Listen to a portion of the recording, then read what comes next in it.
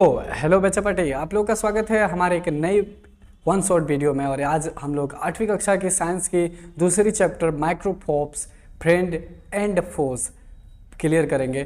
तो देख क्या रहे हो, चलो शुरू करते हैं इस वीडियो को। पूरी वीडियो को देखना ध्यान से और नोटिस करना है, कॉपी लेके बैठ जाएगा और बहुत बढ़िया तरीके से आप समझोगे कि क्या होता है माइक्रोफोब्स के बारे में कंसेप्ट को। माइक्रोफोब्स होते क्या हैं? सबसे बड़ी कंसेप्ट होती है व्हाट इज द माइक्रोफोब्स।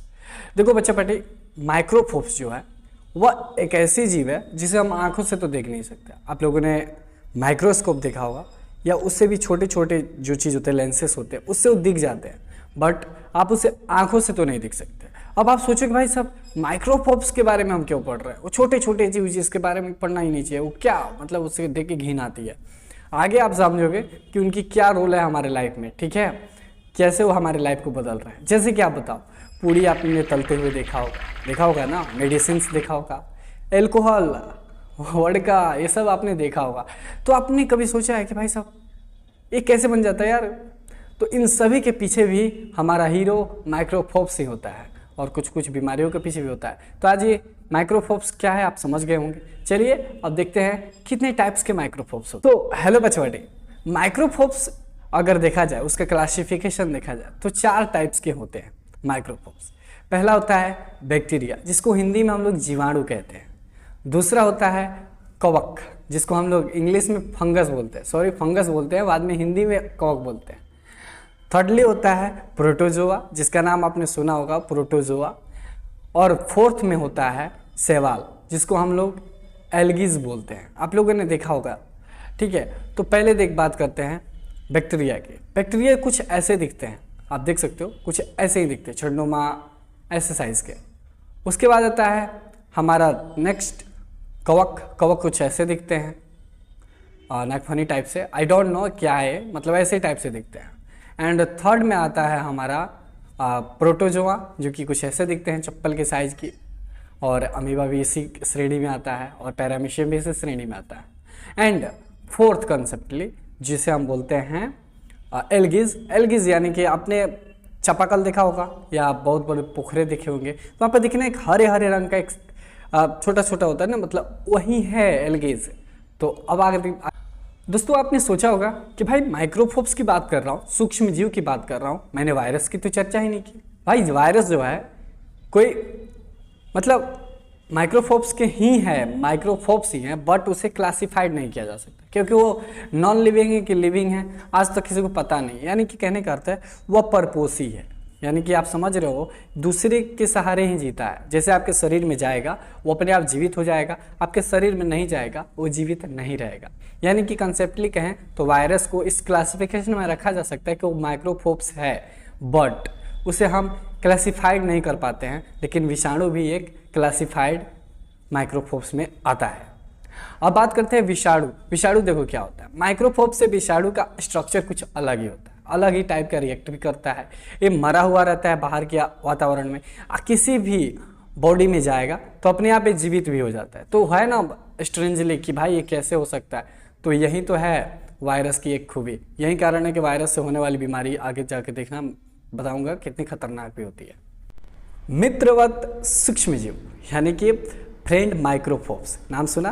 आप लोग सोचेंगे भाई साहब माइक्रोफोब्स जो कि फ्रेंड माइक्रोफोब्स, ये क्या होता है यार, मतलब मैं तो समझा नहीं, ये सूक्ष्म जीव हमारे मित्र कैसे हो सकते हैं? वो तो बीमारी के कारण बन जाते हैं ना, आप लोग सोच रहे होंगे, लेकिन ऐसा कुछ नहीं है भाई। अगर वो ना हो तो आप जो पुड़िया खाते हो वो कभी नहीं हो सकता, मेडिसिन लेते हो वो नहीं हो सकता, एंटीबायोटिक जो लेते हो मेडिसिन में वो सब तो हो ही नहीं सकता, आपकी बीमारी कभी ठीक नहीं होगी भाई साहब। इसके अलावा आप जितने भी इंडस्ट्रियल देख लो, एल्कोहल हो, उस सब के लिए वही जिम्मेवार है। यानी कि सब कहीं से कहीं हमारी लाइफ में उसका सबसे बड़ा योगदान है। तो आप समझ चुके होंगे कि कितना बड़ा योगदान रोल प्ले करता है सूक्ष्म जीव। तो आज हम बात करते हैं उसके उपयोगों को, पारी से समझेंगे, बारी बारी से देखेंगे कि कहाँ कहाँ उसका उपयोग हम लोग करते हैं, यानी कि सूक्ष्म जीव कहाँ कहाँ हमारी लाइफ में मित्र हैं। पहले हम लोग बात करेंगे मेडिकल के क्षेत्र में, मेडिसिन के क्षेत्र में। तो आप लोगों ने मेडिसिन के क्षेत्र में स्ट्रेप्टोमाइसिन और बहुत सारा एंटीबायोटिक का नाम सुना होगा, वो सब बनते हैं इन्हीं सभी जीवाणुओं के गुणन से, रिप्रोडक्शन से और इन्हीं सब पर संशोधन करके बनता है।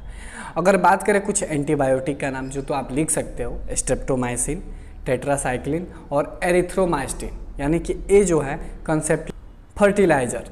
हाँ बच्चे बेटे, फर्टिलाइज़र में भी हमारे रोल प्ले में आता है सूक्ष्मजीव। जैसे कि आप लोगों ने सुना होगा N2O, नाइट्रोजन। तो पौधों के लिए जैसे कि हम लोग तो प्रोटीन लेते हैं भाई लोग, तो प्रोटीन तो उन लोग को भी चाहिए, तो उनके लिए प्रोटीन जो होता है नाइट्रोजन होता है।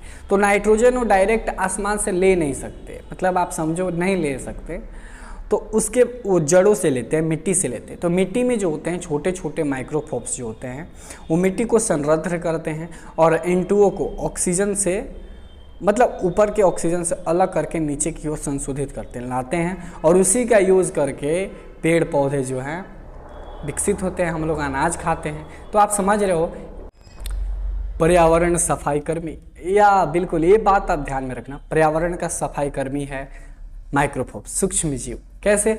अब देखो क्या हुआ कि मेरी एक बिल्ली मर गई थी, तो मैंने बिल्ली को क्या किया, खेत में डाल दिया।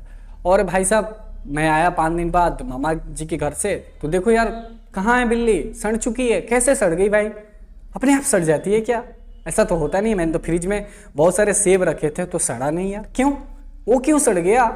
तो भाई साहब उसके पीछे भी माइक्रोफोब्स होते हैं। तो आप बताओ, माइक्रोफोब्स नहीं रहते तो बिल्ली सड़ती? नहीं सड़ती। अगर नहीं सड़ती तो ऑटोमेटिक है वो हमारे लिए हार्मफुल होता। हार्मफुल कैसे होता? बीमारियां होती, बहुत सारी बीमारी हो जाती है ना, जैसे कि कोरोना वायरस ही आया था, तो ये भी चमगादड़ से था। तो चमगादड़ अगर सड़ जाता, अगर बीमारी नहीं होती, सूप नहीं पीते चाइनीज़, तो ऐसा तो होता नहीं। तो अगर देखा जाए तो पर्यावरण को शुद्ध करने में भी उनका बहुत ज़्यादा रोल है। जैसे कि मान लो आप लोग, पत्ते होता है, पत्ता सड़ना, ये सब कुछ उन्हीं के द्वारा होता है, छोटा से छोटा होता है। इनका गुणन आप देख सकते हो डिस्प्ले पे, ऐसे गुणन करके पूरे चीज़ों को सड़ा देते हैं, खत्म बाजार। समझ रहे हो ना? माइक्रोफोब्स में तो हमने फ्रेंड माइक्रोफोब्स की बात कर ली। अब बच्चा बेटे, कुछ माइक्रोफोब्स हमारे दुश्मन भी हैं। अब पूछोगे कैसे भाई साहब? तो चलो बच्चा बेटे देखते हैं माइक्रोफोब्स में कौन कौन से हमारे फ्रेंड अनफ्रेंड हो जाते हैं, मतलब कहने का एनिमी बन जाते हैं। तो सबसे पहले कुछ माइक्रोफोब्स जो होते हैं, जीवाणु जो होते हैं, जैसे कि आपने 5 दिन का बासी खाना खा लिया या गए कहीं पुराने और ख़राब खाने खा लिए, तो आप लोग एक अलग टाइप का डिजॉल्विंग का सामना करना पड़ता है आपको। स्ट्रेसिंग होता है, यानी कि कहने का अर्थ है आप अपने आप से पूछो यार आपके पेट में क्या होता है। बहुत ही एंजाइटी फील होती है, बहुत ज़्यादा दस्त होने लगता है, तो वहाँ पे भी उन्हीं का रोल होता है। कहने का अर्थ है हम जानते हैं कि माइक्रोफोब्स क्या करते हैं, किसी चीज़ को सड़ाने लगते हैं। किसी चीज़ को सड़ाने लगते हैं तो सड़ाने के बाद जब सड़ रहा है भाई, तो उसमें से तो कार्बन डाइऑक्साइड भी निकलता है, बहुत सारा अलग अलग टाइप का वायरस भी निकलता है। तो वो जो है चीज़ को हमने बिना देखे, ढका हुआ खाना नहीं था, हमने खा लिया। जैसे मक्खी होती है, तो मक्खी आई बैठी हमारे फूड्स पे और हमने उसे खा लिया। तो खा लिया भाई साहब, तो क्या हुआ? खा लिया तो हमें भी तो बीमारी हो जाएगी ना। अब जैसे पानी खराब होता है, तो पानी खराब है, आप उसे पी लेते हो, तो आपने टाइफाइड का नाम सुना हो, टाइफाइड हो जाएगी आपको। तो हो गया भाई 4-5 हफ्तों के लिए आप बेड पर पड़े रहो बुखार से तड़प। तो कभी कभी जो है अत्यधिक मात्रा बैक्टीरिया का भी हमारे शरीर के लिए हानिकारक होता है। कहने का अर्थ है हम लोग जानते हैं पावरोटी किस चीज़ से बनता है, किस चीज़ से बनता है बच्चे बेटे? तो आप बोलेंगे भाई माइक्रोफोब्स ईस्ट हम लोग डालते हैं, माइक्रोफोब वो तो भाई बना देता है पावरोटी। लेकिन अगर हम उसी खराब पावरोटी, फुफुंदी लगे पावरोटी को खा लें तो हमारे लिए हानिकारक तो हो जाएगा।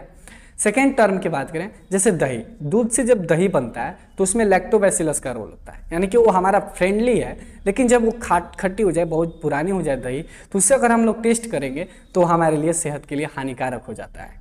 तो आप समझ गए होंगे कि कितने रोल प्ले अच्छा होता है। और कभी कभी फ्रेंडली से अनफ्रेंडली हो जाते हैं। फ्रेंडली से अनफ्रेंडली क्यों होते हैं?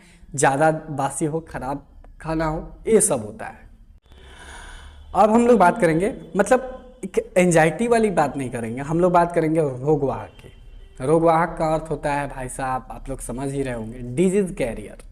डिजीज़ कैरियर यानी कि जैसे देखो मैंने बोला पहले ही कि कुछ जीवाणु जो होते हैं हमारे दुश्मन भी है। दोस्त तो हैं, दोस्त वाला तो मैंने बताया, पूरी तले बहुत कुछ किए हमने, हमारी हेल्प किया। लेकिन कुछ जो होते हैं हमारे दुश्मन भी होते हैं। ठीक है, मैंने बात की इसकी। तो डिजीज़ कैरियर में मच्छर आता है। जैसे कि मान लो मच्छर क्या होता है, प्लाज्मोडियम एक वैसा मतलब बैक्टीरिया टाइप का वायरस है जिसको वह कैरी करता है और हम लोग बिना मच्छरदानी के फर्राटेदार सोते हैं और आके वो हमें काटता है और अपना प्लाज्मोडियम छोड़ देता है। जैसा कि आप देख ही रहे होंगे, ऐसे छोड़ देता है और उसके बाद हम लोग हो जाते हैं बीमार। ठीक है, तो ये जो है एक तरीके का बहुत बड़ा रोग है, यानी कि आप समझ गए होंगे इसका रोल प्ले। ये तो हम लोगों ने बात कर दी आदमियों में होने वाले रोग, जीवाणुओं से। लेकिन कुछ जो रोग होते हैं एनिमल्स में भी हो जाते हैं। एनिमल्स में होने वाले रोगों में से एक है एंथ्रेक्स। जी हाँ, ये एंथ्रेक्स, ये बीमारी जो है गाय, भैंस, बकरी, इन सब के मुंह में होता है। एक तरीके का कैंसर टाइप का बीमारी है और ये फैलता भी है। तो ये जो है एक तरीके का खतरा है। एनिमल्स में होने वाला एंथ्रेक्स एक बीमारी है जिसके बारे में बात करें। अगर हम प्लांट्स की बात करें, इन द प्लांट, तो प्लांट्स में जैसे कि लेमन कैंसर हो जाता है, लेडीज फिंगर में हो जाता है, एक बीमारी होता है, पता नहीं उसे क्या बोलते हैं, बट लेडीज फिंगर में भी होता है। और बहुत सारा जैसे कि रस्ट हो जाता है, व्हीट रस्ट, जिसे हम लोग गेहूं का कैंसर बोल सकते हैं जस्ट। तो ये सभी भी प्लांट्स में होते हैं। तो ऐसे फूड्स को अगर हम खा लें तो ऑटोमेटिक है हम भी बीमार पड़ने ही वाले हैं। तो आप समझ गए होंगे। अब एक महत्वपूर्ण कंसेप्ट आता है वैक्सीन। अपने वैक्सीनेशन का तो नाम सुना होगा, लेकिन वैक्सीनेशन का जन्म अगर कहीं से होता है तो होता है वैक्सीन से। वैक्सीन और वैक्सीनेशन दोनों एक ही चीज़ है, लेकिन दोनों का अंतर समझो। वैक्सीन का अर्थ होता है टीका और वैक्सीनेशन का अर्थ होता है टीकाकरण। कहानी आप प्यार से सुनना क्योंकि ये बहुत ही इंपॉर्टेंट है। एक गांव था, पता नहीं अमेरिका का कोई एक गांव था, जहाँ पे एक गांव में बहुत ज़्यादा चिकन पॉक्स की बीमारियाँ फैल चुकी थी। एक टाइप से बीमारी फैल चुकी थी, छोटी रसेस आने लगे थे हाथों पे, जीभ पे, आँख पे, बहुत सारी जगहों पे, मतलब खतरनाक हो चुका था। और उसका इलाज वहाँ पे अमेरिका में कोई कर नहीं पा रहा था। आई डोंट नो अमेरिका की कहानी की कहाँ की, तो हो नहीं पा रहा था। तो वहाँ पर एक वैज्ञानिक थे, एडवर्ड जेनर उस गांव में गए। देखा उन्होंने कि भाई साहब इसका तो इलाज कैसे किया जा सकता है यार। 1808 की बात है। तो वहाँ पे पहुँचे और उन्होंने गाय के ब्लड या सैंपल से कुछ करके उन्होंने वैक्सीनेशन तैयार किया। उन्होंने वैक्सीन दिया एक बंदे को और उन्होंने देखा कि क्या बात है, सभी को हो रहा है लेकिन उसको नहीं हो रहा है। क्यों नहीं हो रहा है भाई? तो वैक्सीनेशन की स्टोरी यहाँ तो आती है। लेकिन वैक्सीन क्या होता है, इसके लिए मैं स्पेशल एक वीडियो बनाऊंगा कि वैक्सीनेशन क्या है, वैक्सीन क्या है। इसके लिए स्पेशल वीडियो बनाऊंगा क्योंकि मैं नहीं चाहता कि मैं अपने इस कंसेप्ट से भटकूं। तो वैक्सीन का अगर कोई जनक पूछे आपसे कि फादर ऑफ वैक्सीन कौन है, टीका के पिता कौन है, टीकाकरण के जनक कौन है, तो आप उसका श्रेय किसको देंगे? एडवर्ड जेनर को। अब दूसरा कंसेप्ट जो है लुई पास्चर का। हाँ बच्चा पार्टी, लुई पास्चर का नाम सुना होगा। पाश्चरीकृत, आप लोग दूध जो खरीदते हो तो नीचे लिखता है इट्स मिल्क पाश्चराइज्ड, मतलब ये लिखता है तो आप लोग कहते हो कि भाई चलो दूध तो सेफ है। तो पाश्चराइज्ड क्या होता है, तो उसके कंसेप्ट में हम लोग आगे बात करेंगे। हमने तो कुछ फ्रेंड्स बैक्टीरियाज को भी देखा, कुछ फ्रेंड्स प्रोटोजोआस को भी देखा, कुछ फ्रेंड्स फंगस को भी और कुछ फ्रेंड्स एल्गीज को भी। लेकिन हम लोग का कंसेप्ट अभी एक चीज़ से ख़त्म नहीं होता। कंसेप्ट ये है कि बच्चा पार्टी ये बताओ आप कि आप लोगों ने कहा कि कुछ फ्रेंड होते हैं, कुछ दुश्मन होते हैं। मान लो हमारे खाने तो सड़ा देते हैं, तो कुछ ऐसा उपाय बताए, क्या उपाय हो कि जिससे हमारा फूड सेफ रहे बहुत दिनों तक। तो आपको इस जैसे टॉपिक आता है तो आपको सबसे पहले याद करनी चाहिए अपनी मम्मी की अचार। हाँ बच्चा पार्टी, अचार जो हो गया बहुत दिनों से रहता है, बहुत दिन, 2 साल 3 साल 4 साल 5 साल जितना दिन रखो, बस उसमें वाटर का मत मिलाना। थोड़ा भी वाटर गया तो ख़त्म। तो वो देखो कितना सेफ होता है। तो हम लोग आज बात करेंगे कि किसी भी फूड को हम लोग सेफली कैसे रख सकते हैं। तो इसे हम फूड सेफ्टी भी बोल सकते हैं, खाद्य सुरक्षा। तो खाद्य सुरक्षा में हम बात करते हैं सबसे पहले फिजिकली एफिशिएंस, उसके बाद हम लोग बात करेंगे केमिकली तरीका एफिशिएंस। तो आई डोंट नो, चलो अब बात करते हैं फिजिकल एफिशिएंस की। फिजिकल एफिशिएंस की बात करें तो फ्रिज, पाश्चरीकरण, जो मैंने पिछले कंसेप्ट में बताया, पाश्चरीकरण की बात है। लुई पास्चर जो वैज्ञानिक थे, उन्होंने एक दूध को मतलब सेफ रखने का एक तरीका खोजा। उन्होंने दूध को खूब खौला के उबाला और उसके बाद उसे तुरंत ही ठंडा कर दिया। अब क्या हुआ कि दूध में जो है जो भी बैक्टीरियाज हैं जो गुड़न करके दूध खराब कर देते हैं, वो इतना टेम्परेचर बर्दाश्त नहीं कर पाए, वहीं पे मर गए। और कुछ अगर उस टेम्परेचर को बर्दाश्त कर भी चुके थे तो अचानक से ठंडे होने पर वो भी मर गए। कहने का अर्थ है सर्दी जुकाम, नाम सुना होगा आपने। जैसे कि आज गर्मी का मौसम है, कल ठंडी आ जाए, जैसे कि आप धूप से आ रहे हो, धूप से मतलब समर वेकेशन से आ रहे हो और डायरेक्ट आप शिमला चले गए तो आपको तो बीमारी होगा ही होगा, क्योंकि आपकी जो बैक्टीरिया हैं वह एक मौसम के लिए ढल चुके हैं। लेकिन तुरंत जैसे ही मौसम चेंज होगा, अगर धीरे से नहीं तुरंत कर दिया जाए चेंज, तो उस स्थिति में जो पैदा होता है सिचुएशन, उसे ही सर्दी जुकाम कहते हैं। तो लुई पास्चर साहब ने इसे खोजा। तो अगर आप किसी चीज़ को रखना चाहते हो, जैसे कि पेय पदार्थ की बात कर रहा हूँ, नट आप अचार को आप ऐसे करके रख दो, पाव रोटी को आप उबाल तो नहीं सकते ना, तो मैं पेय पदार्थ की बात कर रहा हूँ, ड्रिंक वाली चीज़ को। तो उसको अगर हम ज़्यादा देर खौला दें और फिर ठंडा कर दें तो वह सुरक्षित रह सकता है बहुत दिनों के लिए। ये कंसेप्ट याद रखना। सेकेंड बात करते हैं केमिकल एफिशिएंसी। केमिकल एफिशिएंसी में अगर फिजिकल एफिशिएंसी में बात करें तो एक और होता है कि उसको ठंडा करके रखना, फ्रिज में भी आप रख सकते हो। अगर हम बात करें केमिकल एफिशिएंसी की, तो केमिकल एफिशिएंसी में बच्चा पार्टी सबसे इम्पोर्टेंट होता है हम लोग का उसका अनुरक्षण, बाई साल्ट, बाई शुगर और बाई एसिड। चलो सबसे पहले बात करते हैं बाई साल्ट। बाई साल्ट यानी कि अगर किसी चीज़ को सेफ रखना है तो उसको नमक में डाल दो, नमक में डाल दो, वो कभी नहीं ख़राब होगा। इसका उदाहरण होता है सब्जियाँ में नमक डाल दो, ख़राब नहीं होगा। सब्जी में नमक हटा दो, ऐसे सब्जी रख दो, जल्दी ख़राब हो जाती है। तो नमक से भी अनुरक्षण होता है। इसका सबसे बड़ा उदाहरण चले जाना मम्मीज़ के पास, सॉरी क्षमा चाहते हैं, मम्मीज़ मतलब मॉम नहीं यार, मिस्र वाली मम्मी, यूनान वाली मम्मी, उनके पास जाना तो उनको भी नमक में ही डाला जाता था, ऑयल में भी डाला जाता था, लेकिन नमक की बात कर रहा हूँ तो नमक में, तो सेफ़ रहता है, जल्दी नहीं सड़ेगा। सेकेंड थिंग की बात करें तो वो होता है हमारा ऑयल। आपने अचार मम्मी को देख लिया, मम्मी ने अचार में तेल डाला, तो तेल जो होता है भाई साहब कनेक्शन तोड़ता है ऑयल का, और साथ में वो एक ऐसा माहौल क्रिएट करता है जहाँ पे बैक्टीरिया रिप्रोडक्शन कर ही नहीं सकते। जितना होगा उतना ही बैक्टीरिया होंगे, उससे ज़्यादा बैक्टीरिया हो ही नहीं सकते। तो बचा पटे ये कंसेप्ट क्लियर हुआ।